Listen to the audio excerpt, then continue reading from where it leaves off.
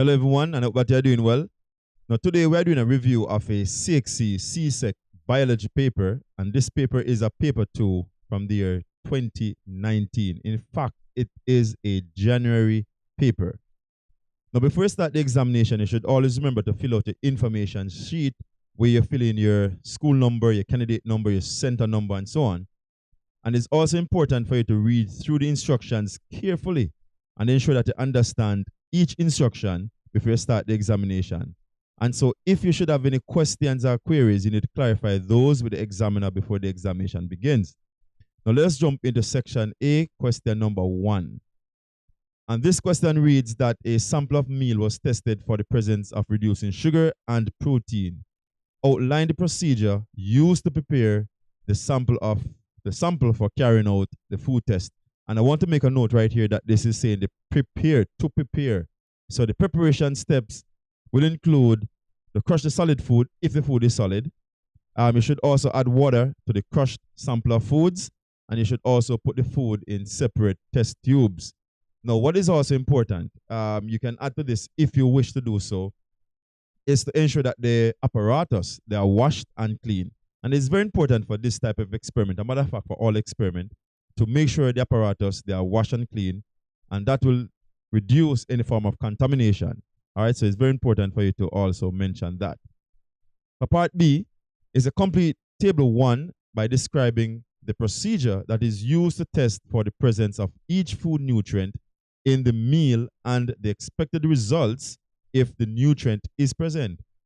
And so we're going to go into the table right now. And so we have the food nutrient on our left, the test, and the expected result. And if you're testing for reducing sugar, what you need here is Benedict's solution. And so we're going to use a Benedict solution test. And what you're going to do is to add the sample and a sample of food in the test tube. Then you're going to add Benedict solution to the sample of food. Also, you need to apply heat. A matter of fact, you can put this in point format if you want. You can say, okay, 1, put the food in a test tube, then add Benedict solution to it, and then apply heat after that. And then, of course, you leave it for observation. All right. And so the eating process, though, can use a water bath, or you can eat it directly over the Bunsen burner. All right. And so what should happen here is that the solution should change from blue to orange or red. All right. You may also see brown as well. So that is also acceptable.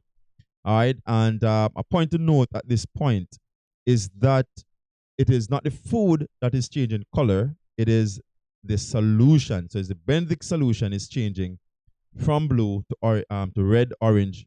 All right. And what is important too is that the solution is an indicator. So that's why the solution is changing, not the food. All right. So for protein test, you use the Barrett test. And in the Barrett test, what's going to happen again, put a sample of food in a test tube. You're going to add Barrett solution to it. You're going to shake it.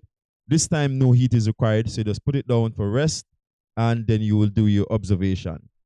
And so what should happen here, that the solution should change from blue to purple, or you may say it may change into violet. All right. So anything that look purplish, yes, that indicate the positive test for protein. Now for part C, it's another meal rich in carbohydrates and protein was prepared and given to a sick child recovering from an illness. For part 1 of this, it said name 1 enzyme involved in the chemical digestion of carbohydrates and 1 enzyme involved in the chemical digestion of proteins in the alimentary canal. And so the enzyme which digests carbohydrate is amylase. All right. And so here there are 2 types of amylase, a matter of fact, that in your bodies. And so we have salivary amylase that will be in the mouth that will work on starch. All right. And starch is a carbohydrate.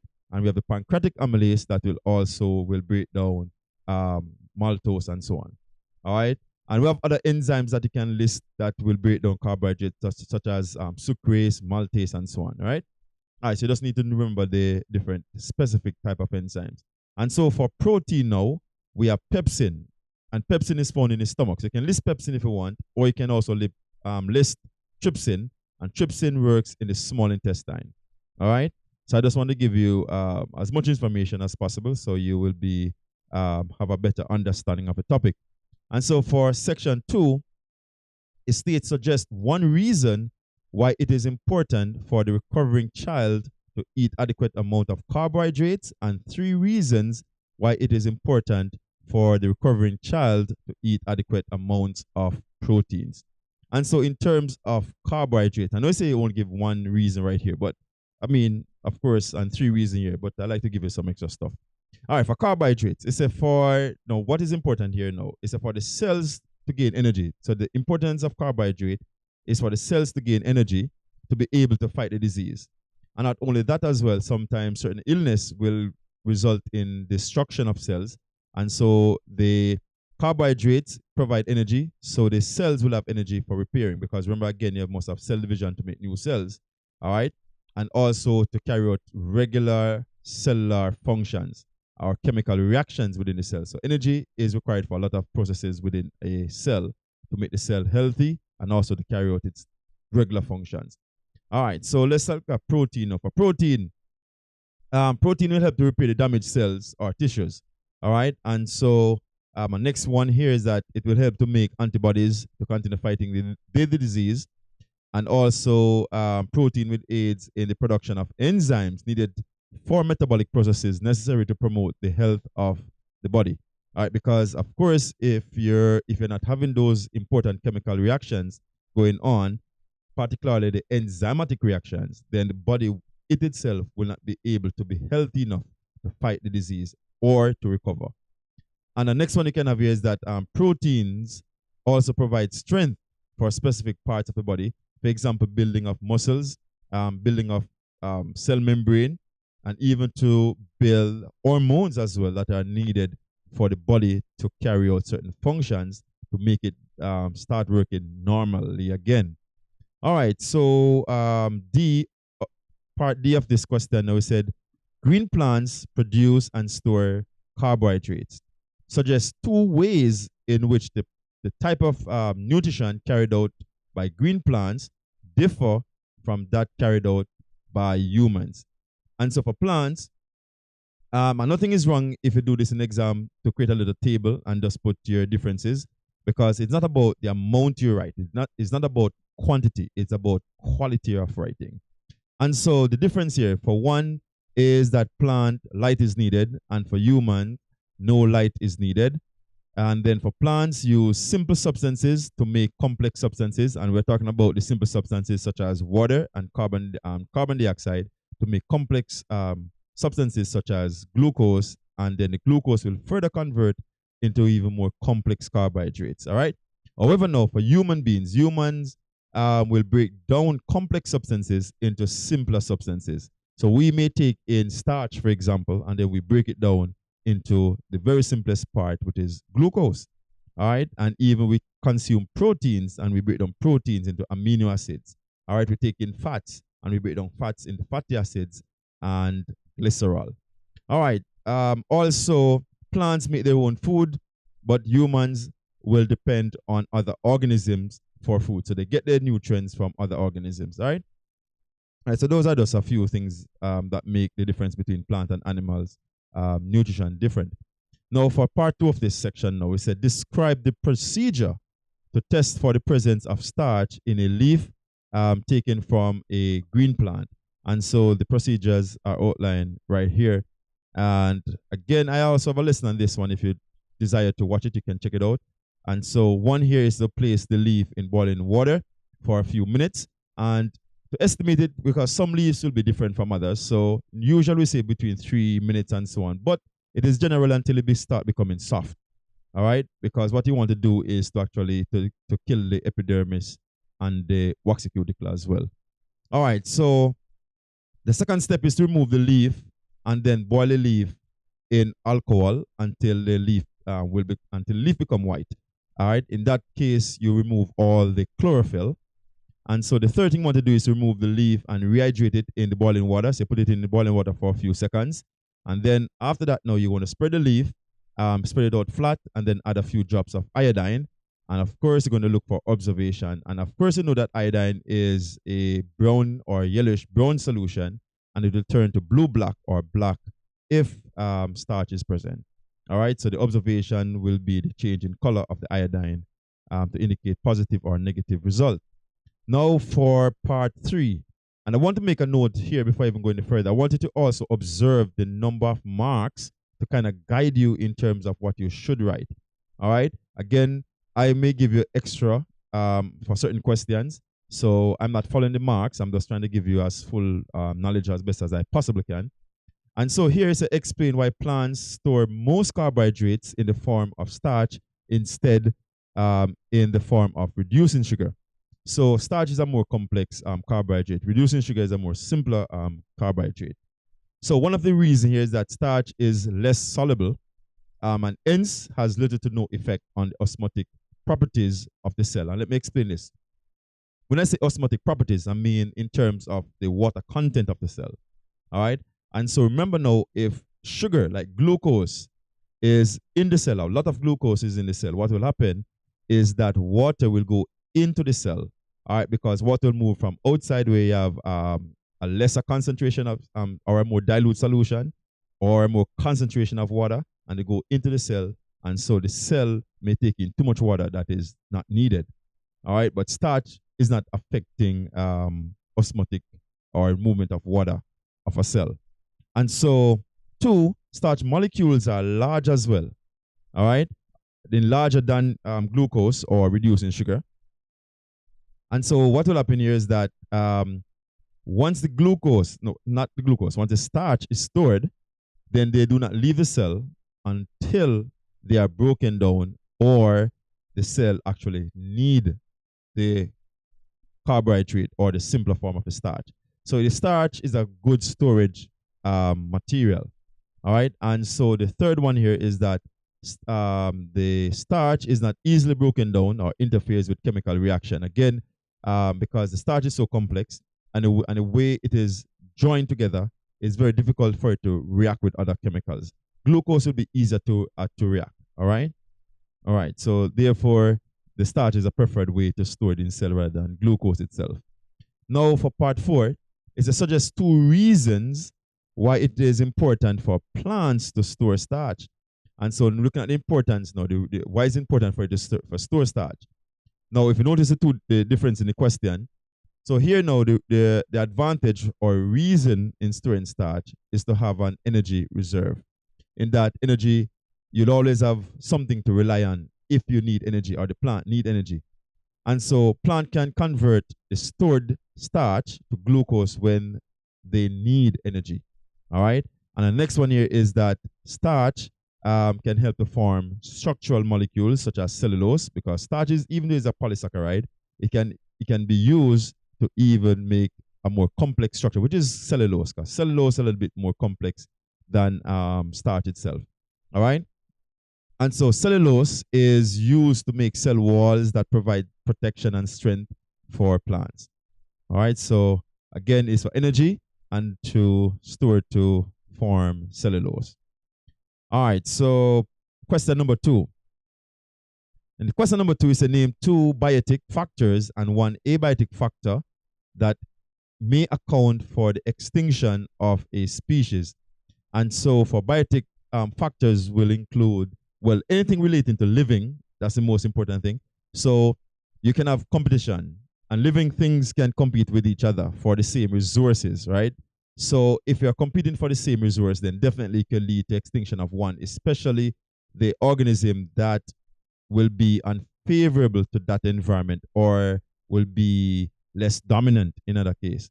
All right. So of course, the organism that will be able to feed more and use up the resource more will grow and thrive, and those that are unable to compete properly, then they will die and become extinct after a period of time. Now, invasive species is another one. All right, so invasive species can take over a particular habitat or ecosystem. Disease as well, pathogens such as bacteria, viruses, and so on. Well, virus is not really a living thing, not a true living thing, but anything that pathogen, right, such as bacteria, fungi, and all that, protist. Now, abiotic factor will be the things that are not living. So you're talking about like natural disaster. Acid rain can directly affect a particular organism in an area and cause them to extinct. Climate change as well. Not all organisms are able to adapt to climate change readily, and so some of them might try to migrate, and even so, they may die along the way or even unable to adapt in the present environment and also new environments. And so, of course, they can lead to extinction. Lack of water, and this can be due to drought and all of that. So you can list drought as a abiotic factor. So lack of water can cause extinction of a particular species. All right, for part two of this is a state two activities of humans which may have a negative impact on species diversity and two measures that may be taken to reduce the impact of these activities. And so there are a number of activities you can list. I mean, this is just a few, to be honest with you, right? And so activities that may have negative impact on species diversity include coastal development, all right? And of course, some of these are overlapping, I must admit. All right, you have urban development as well, which can tie into coastal development, although they are separate points. Overharvesting or overexploitation definitely taking a lot of the organism and not giving them chance to reproduce. And so deforestation is also one which is pretty much destroying their habitat as well. Pollution, definitely, habitat destruction, and some of these will tie into habitat destruction as well. Use of destructive methods such as explosive or chemicals, even, and so those things will really lead to decrease in biodiversity. Now, some of the measures that can be taken, and here again I list a number of them, and so you can just choose the one that you prefer or the one that you remember the most. All right, so the good thing with these exams, though, right? Once you have something that is sensible and really making good, sound scientific sense, then you're going to get the marks for it. Now, one measure is here to enforce open and close season. And the purpose of open and close season is really to give organisms chance to reproduce and replenish the population. They can outline and enforce proper waste disposal methods, all right, and that is reducing pollution as well. Encourage the use of renewable energy, that's again reducing pollution. Reserve designated areas as protective parks, and that is a way to keep certain organisms thriving and without any form of hunting, and give them pretty much a safe haven to reproduce and strive. You can also establish proper building codes. So they're supposed to be building codes. I must put that as building codes. All right. You can also encourage tree planting efforts or laws against tree harvesting. So you don't want to destroy certain habitat because the forest is really a large habitat for a lot of organisms.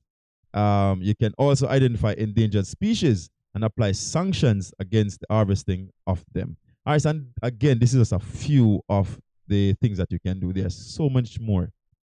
All right, for part B, it's the graph in figure 1 shows the growth of two populations of spider mites. One which feed on plants and one which feed, and one is, one is a carnivore or carnivorous and preys on the plant eating spider. So one is eating the other one. All right.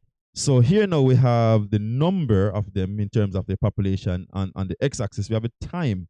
All right. So over time you notice the changes in both population. And so here now is a figure 1 fluctuations in the predator and prey population. And so that's what the graph is actually showing. And so for part 1, it said, label on the diagram the curve which represents the predator using letter A.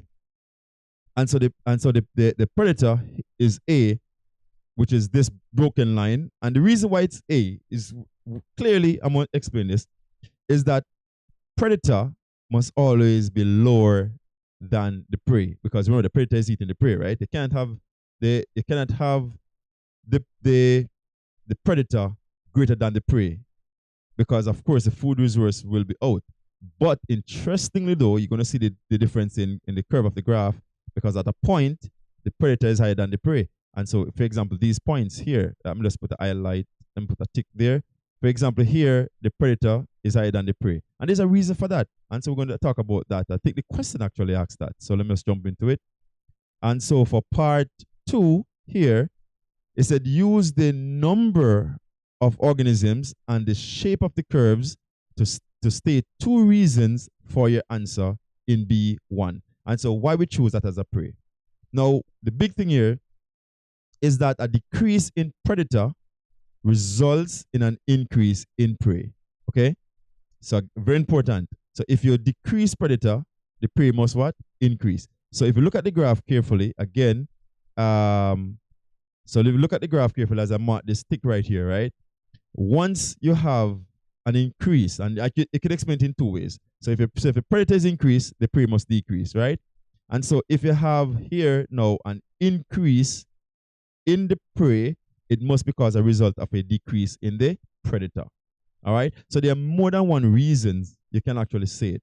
Again, the predator must always be lower for the averagely, let me use the word average, averagely lower than the prey. Okay, because the prey provides energy. As well as the predator decreases, the prey should increase. And if the predator increases, then the prey will decrease. All right. But the highest one, that's a clear indication, the highest one is always the prey. All right, in any ecosystem. Otherwise, we'll have problems in terms of survival.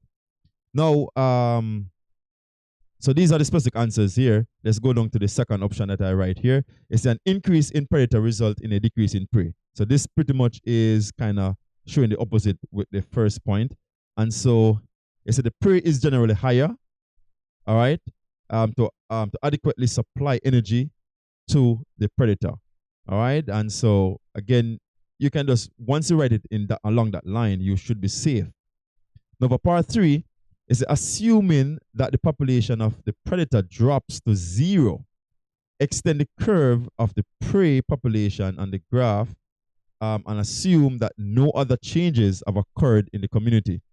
And so here as well, let me just go through both of them at the same time, and then I go to the graph one time. And so for 4, it's assuming that the population of the prey drops to 0, extend the curve of the predator, population on the graph, assume that no changes have occurred in the community. So let us go back to the graph and show you how I extend those. And so here, for the predator, if the prey is 0, then the predator will also decline because the predator will have no food.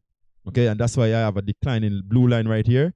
So predator decline if prey is 0. However, now, if the predator is 0, then the prey will increase or continue to increase a striving population. So notice this red line. So this red line indicates that the predator is 0 and the prey will be striving, all right, because there's nothing eating them, all right? And so that's the reason for that blue extension and the red extension. All right, again, you can always go back to the graph and go back to the question by whether fast forward and or reversing the video. Rewinding the video actually. All right, so let's go to part C. And these questions are some long questions. I'm sure if you're doing the exam, you're going to say, oh my God. But anyhow, let's take our time. Part C, a farmer planted 50 seeds of corn on a plot of land and 100 seeds from the same batch on a neighboring plot of the same size. So the same size plot, I want to make sure you understand that. The same size plots, but here we have 50 seeds versus 100 seeds on the same size plot. The plot is the same size. All right. And it's hoping to reap twice the yield of corn. So plant twice the amount of seeds, hoping to reach twice the amount of corn. But no, what is happening here now is that it gave both plots the same amount of fertilizer and water. So pretty much all the conditions remain the same. However, the yield of corn obtained from the from the plot with 100 seeds was much less than that of the plot with only 50 seeds.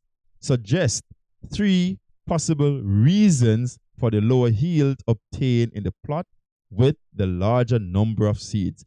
And so this is a big thing in terms of ecology and even natural selection, or the fittest of the fittest will survive.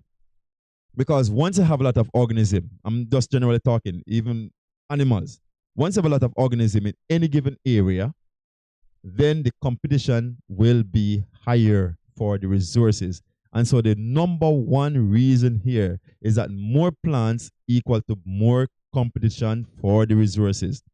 And if the plants are competing for the same resources, then what will happen here? Each plant will obtain less nutrient. Yep.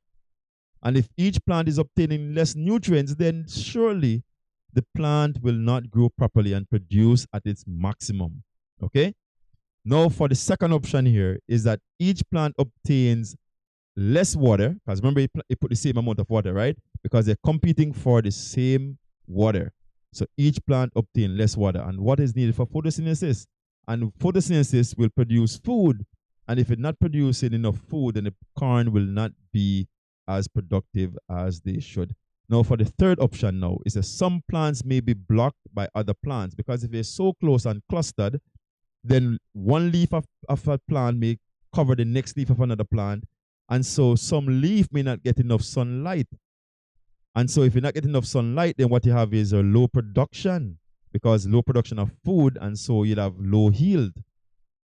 Now, I just make a note right here. Number 4, or the fourth one, easier spread of diseases between plants. So this could be a next one.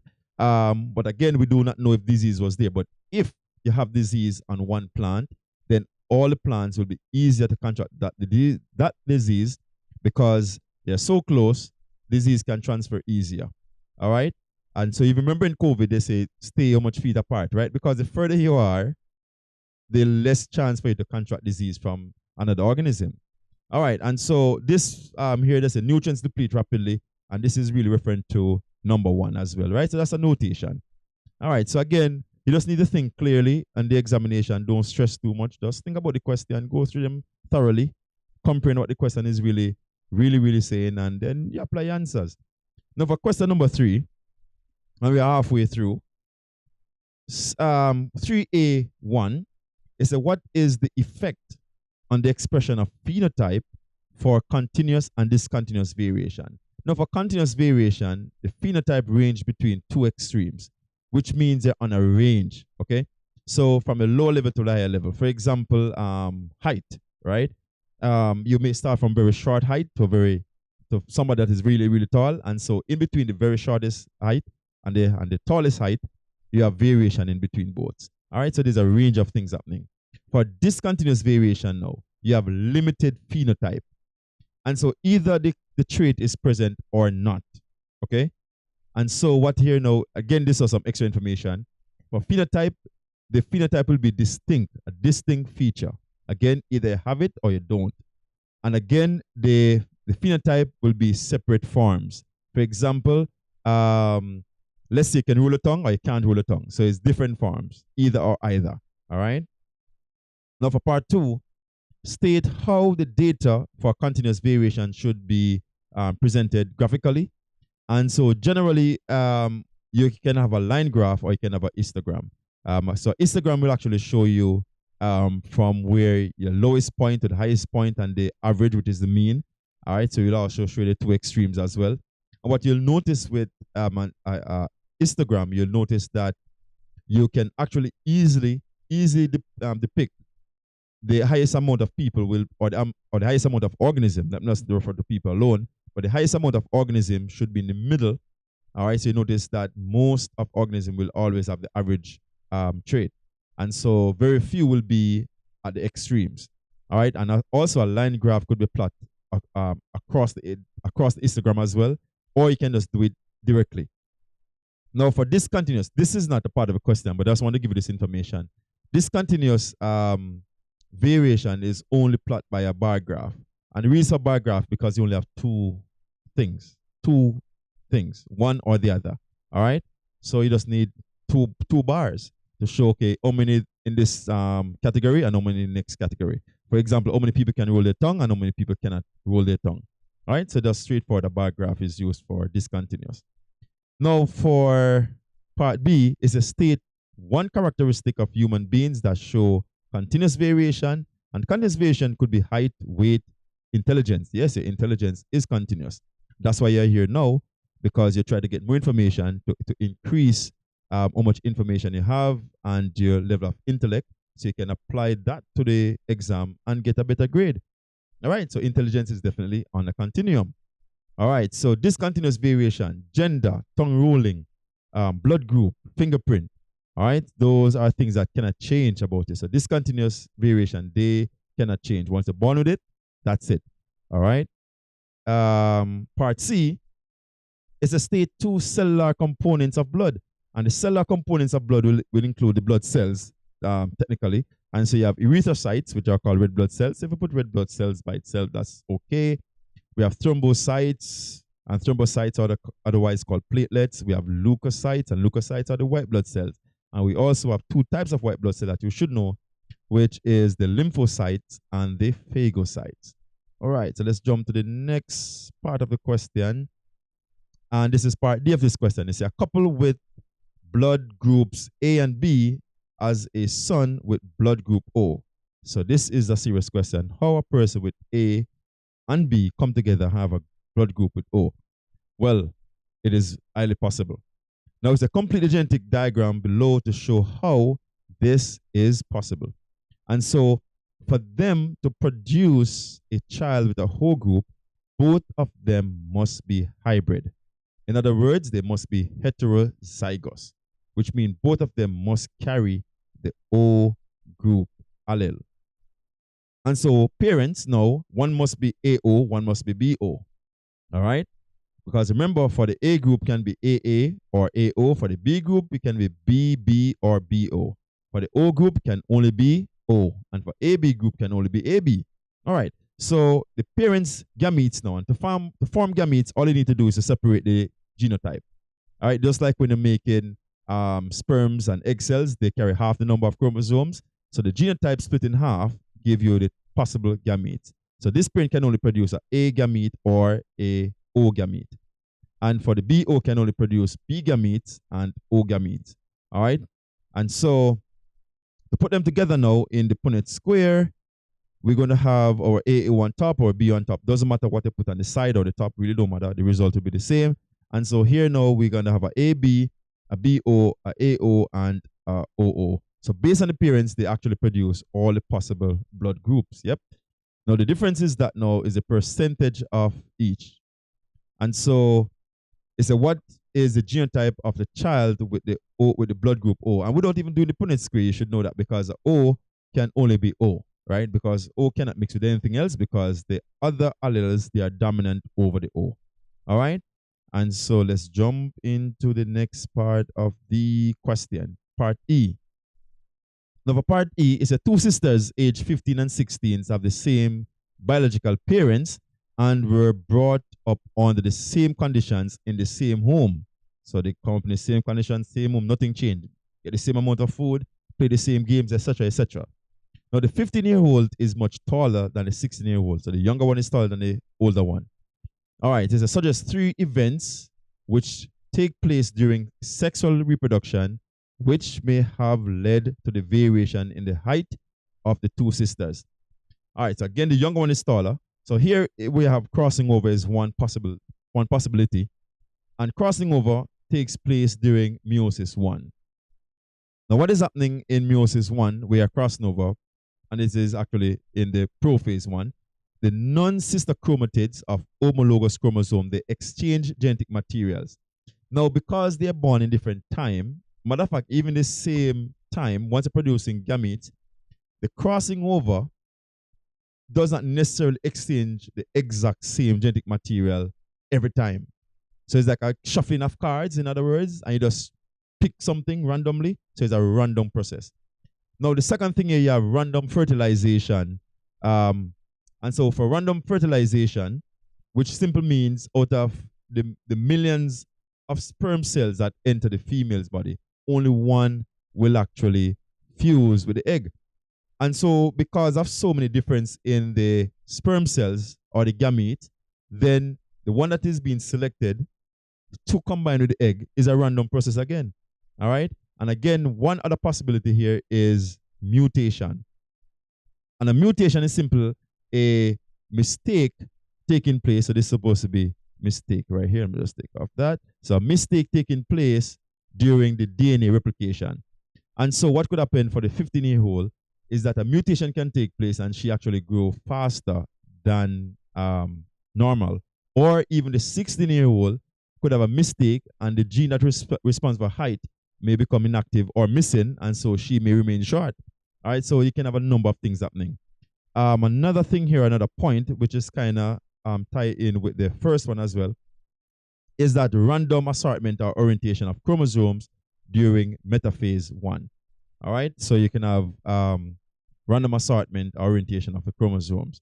All right, so those are 4 actual points that could cause the difference in the sisters. Now for section B, and it's for question number 4 now. So we're almost there. And so part A1 is with the aid of a label diagram, describe how the mammalian heart pumps deoxygenated blood from the cell of the body to become oxygenated. And so I put something here to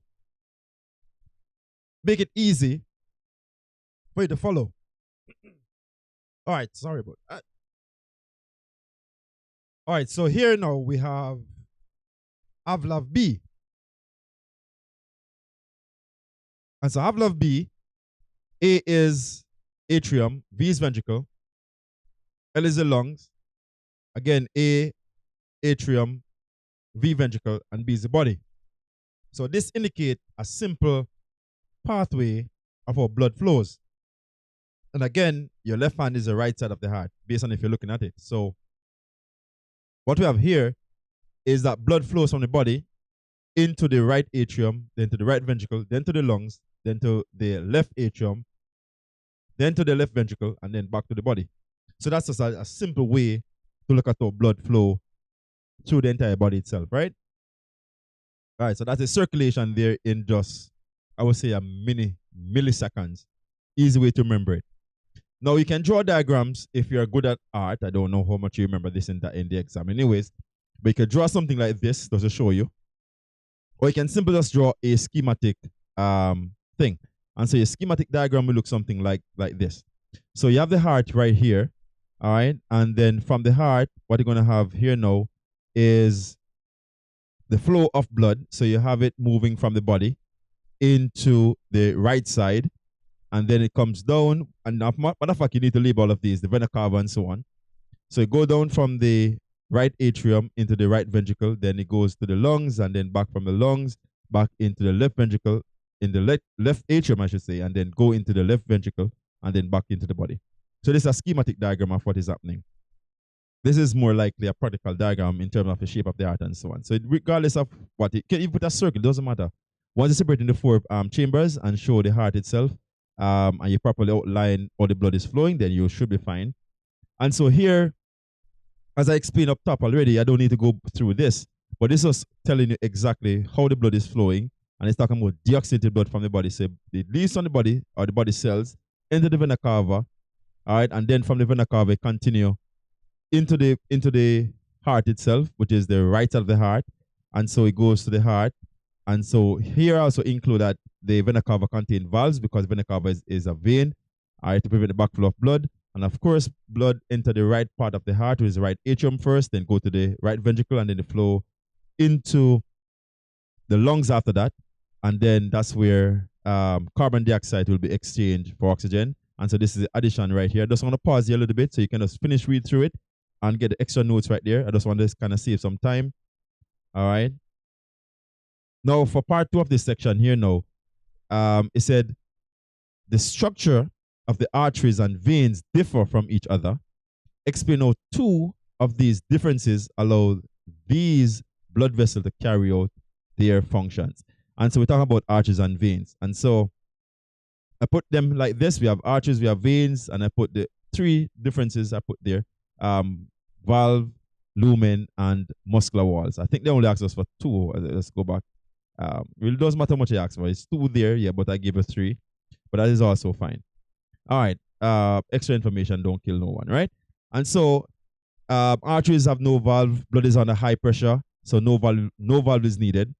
All right. However, now for the veins, because veins have valve and the blood is under lower pressure, and so valves are needed to prevent the backflow of blood. Now for lumen, the lumen is the diameter of the opening of the tubule part of the blood vessel. And so narrow lumen will help to maintain the blood pressure over a longer distance. All right.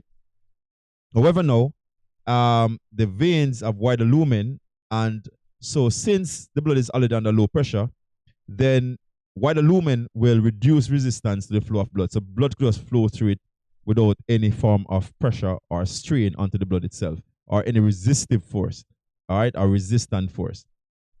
Now, the muscular wall for the arteries have thicker muscular walls, and this enable the artery to withstand the high pressure that blood is flowing through it. And so the veins now, they have thinner walls, and so blood is under low pressure, and thinner walls are relative to the pressure flow. All right, and so again, the wall must be thinner. The pressure is lower. If the pressure is higher, then the walls must be thicker to sustain its structure without bursting and so on. All right, so it's accommodate the high pressure with higher or thicker walls. All right, so part B of this question is that green plants also have specialized vessels such as xylem to transport water to their various tissues and organs.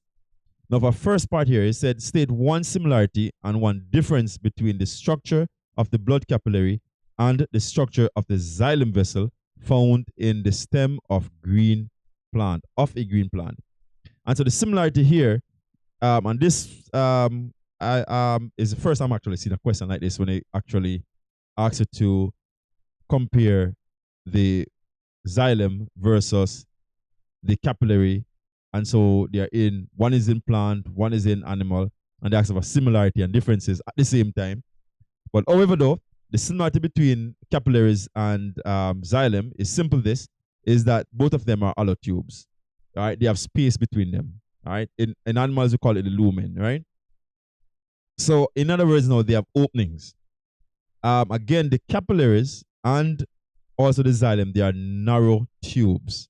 All right, and for plants, this narrowness of the tube will allow easy capillary actions. All right.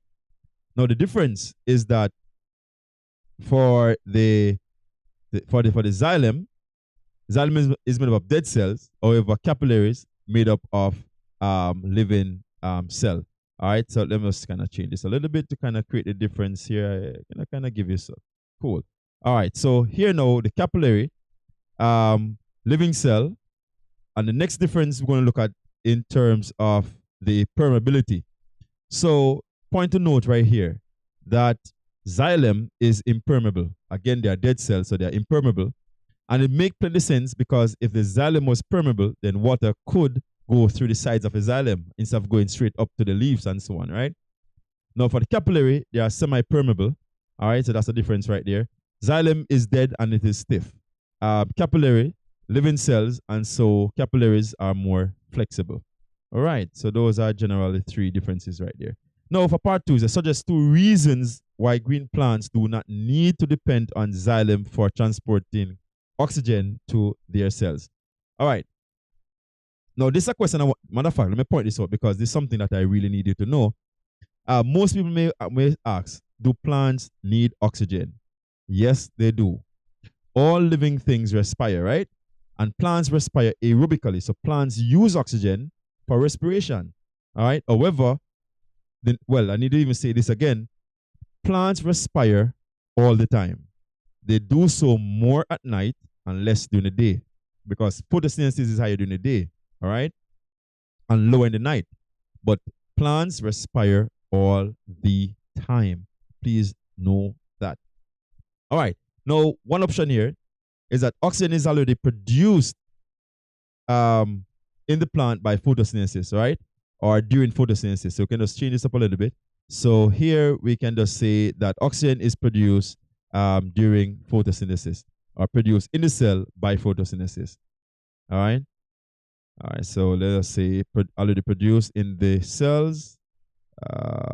Okay. No, that is fine. The way of it is fine. So oxygen is already produced in the photosynthetic cells. All right, or produced in the cells by photosynthesis. Whichever way you want to put it, that's fine. The next option here is that oxygen is easily diffused throughout the cells. All right. And next one here is that oxygen can enter the plant by diffusing through the stomata and diffused to the intended cells. All right.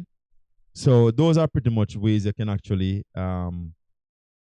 see it or explain the reason why oxygen do not need to transport through the xylem itself. All right, so next on the list, next question, number 5. And number 5 states that disease may be categorized as pathogenic, which is they put here P, when they are caused by pathogen, and hereditary, H, when they are caused by faulty genes. Classify the following diseases by inserting P for pathogenic and H for hereditary. Now in each bracket. So yellow fever and measles, they are caused by pathogens. And sickle cell anemia, it is an hereditary disease. And hemophilia is also an hereditary disease. And so hemophilia is when you're unable to clot your blood, and sickle cell anemia is when you have abnormal shaped red blood cell. Now for part B, is that John and his friend were bitten by Aedes aegypti mosquitoes while visiting an area in which many individuals had tested positive for dengue fever. John did not contract the disease, but his friend did. Now, so describe how the mode of transmission of the dengue fever differ from that of the human immunodeficiency virus, which is HIV. And so use the difference and your knowledge of the immune system to suggest 2 reasons why John did not contract the dengue fever. Now, first, let's talk about the transmission first, right?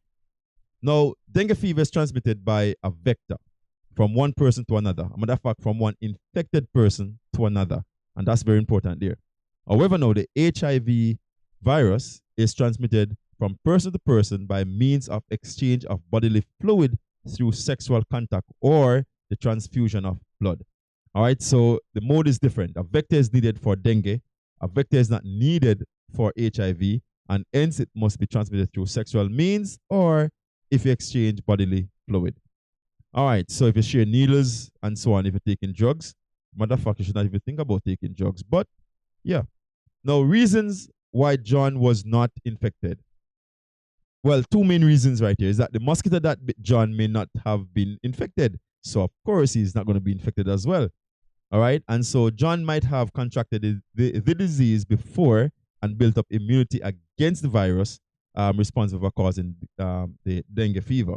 So if he have built up immunity already, yes. Or a third reason could be because of vaccination. Let me just put that one in. A third reason here could be due to vaccinated. If he was vaccinated, then that could be here. All right. So vaccination could be another reason why he did not catch the disease at all. All right. So let's go to the next part of his question. And this part of his question says, compare the treatment method normally used for viral disease with the treatment method normally used for diabetes, and compare one preventative measure normally used for a viral disease with one preventive measure normally used for diabetes. All right, I don't know. They have these long questions though. All right, again, take your time and read them and just make sure that you understand what they're actually asking, right?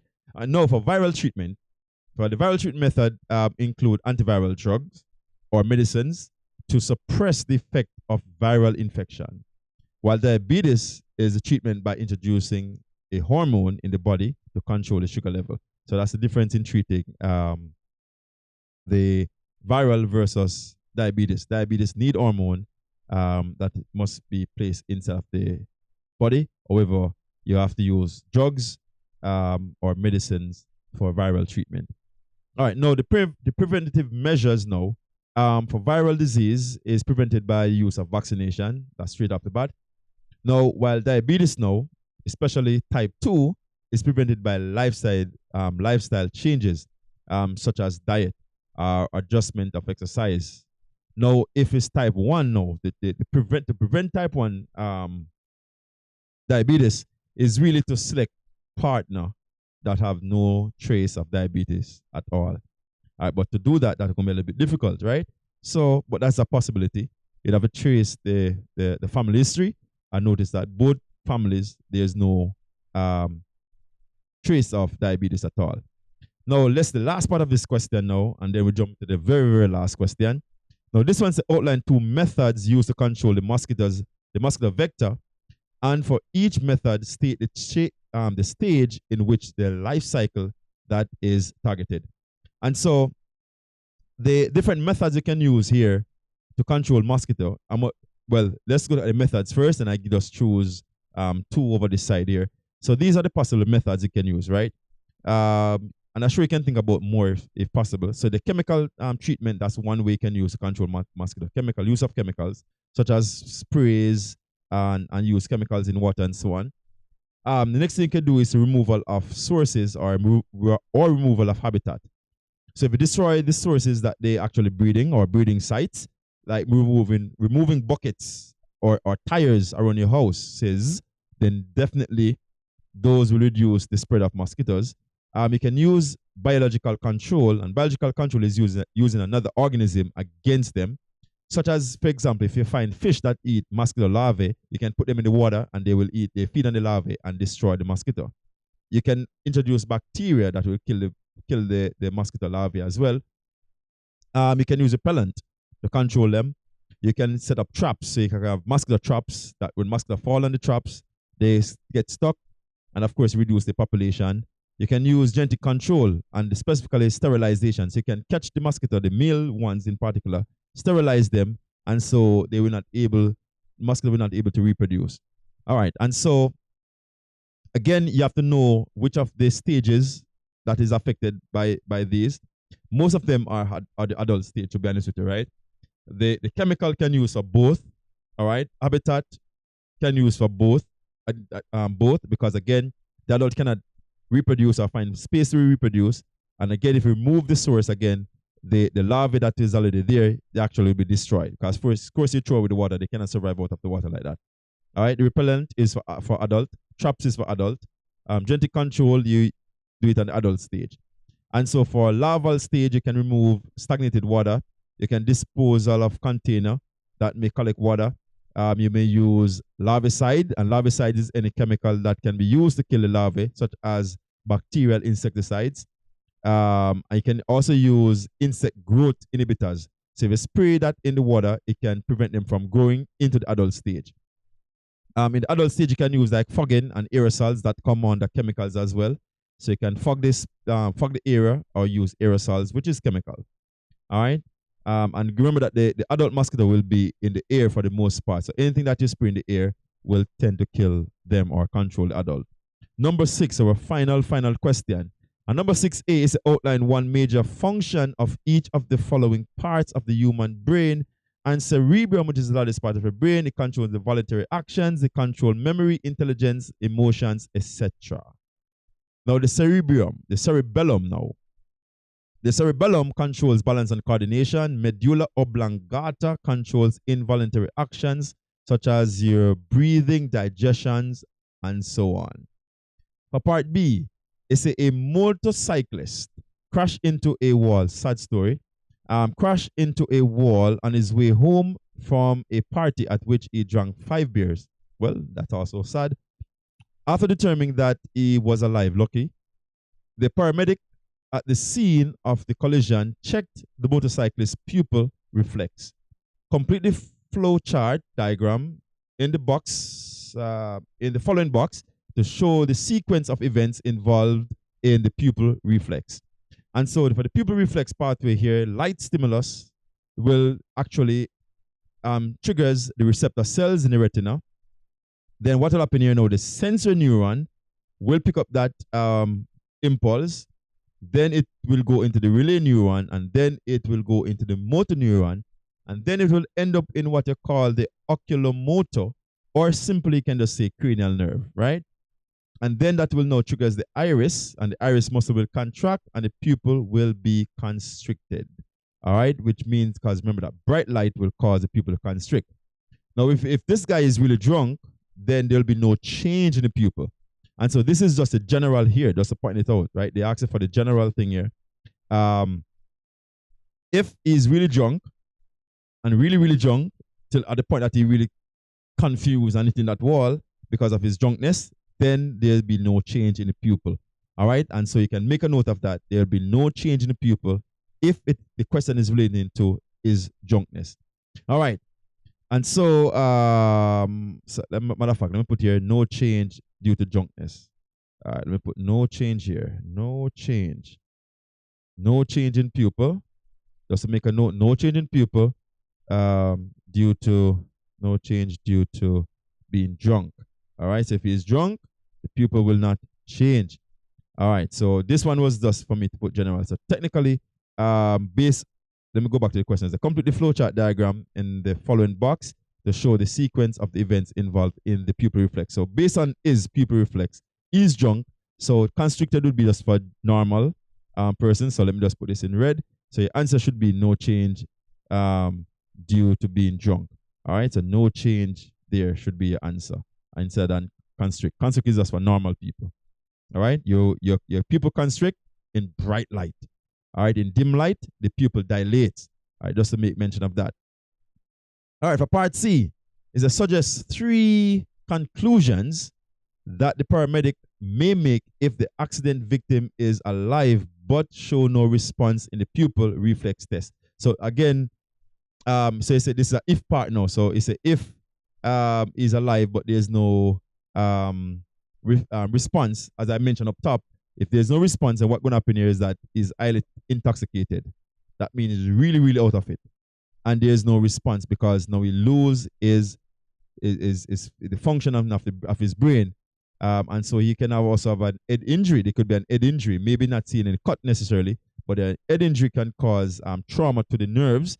All right. And also if he's in a coma. Also, and again, it can also lead to a situation we call him brain dead. That means there's no response, there's no connection between the brain and the sense organ. Also, you can have a damaged nerve. All right, and a damaged, this one also actually ties into number 2 as well. Number 4 ties in number 2 technically. Head injury could be because of damaged nerve, or again, head injury could just be because of the brain. Trauma could be to the nerve itself. So it could be separate or together, depending on how you want to explain it. So it doesn't really matter. So one could be for the brain, one could be for the nerve directly. And last part. I thought I was finished. No, the last part of this question, I think, is to explain 3 physiological reasons why the consumption of excess alcohol could have caused the motorist to crash. And so there are many reasons right here. And of course, in this state and he crashes, he's really lucky. Impaired vision is one. And if he have impaired vision, he is unable to see the wall clearly or proper vision of the road itself. So end up in the wall. Slow response. Drinking reduces your response, make your response really slow. And at the point of seeing the wall, his response might have been delayed, hence crashing. So you're grinding fast, and so you have a slow response. He saw the wall, he tried to respond, but his response was really slow. Impaired judgment. He might have been unable to judge how far away the wall was from him. And so by the time he realized, boom, in the wall, and again, he's a lucky guy. And then again, lack of concentration. So his concentration level may be lower. And so if you lose cerebral function, it can affect his ability to focus properly on the road. And so alcohol could cause him to also be confused. So please do not drink and drive or ride. A matter of fact, it can cause your death. All right, and so this is it. All right, so thank you for being here. Thank you for watching, and I wish you luck on the examination. And if you haven't done so, please subscribe and share it to friends. Talk to you soon.